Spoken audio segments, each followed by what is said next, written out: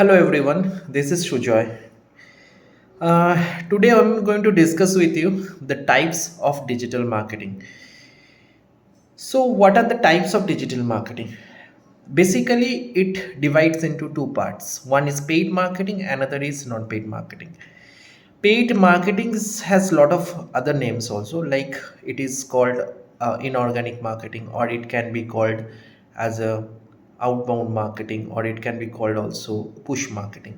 In other hand, the non-paid marketing also, the other name is like it can call the inbound marketing or pull marketing, or you can say organic marketing. So what are these things? Paid marketing is every type of, the ads, like Facebook ads or Google ads or LinkedIn ads, or any kind of uh, marketing which have a certain paid platforms. And in the other hand, the non-paid marketing is which we do without payment, means it's free, it's it can be optimized and it can be do without any payment, like SEO we do, like Facebook page optimization, Facebook marketing, LinkedIn page optimization, Google My Business page optimization creation. This kind of things are called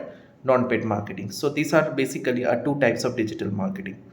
So thank you, and please follow my channel, and please subscribe and do hit the notification bell for more similar updates. Thank you.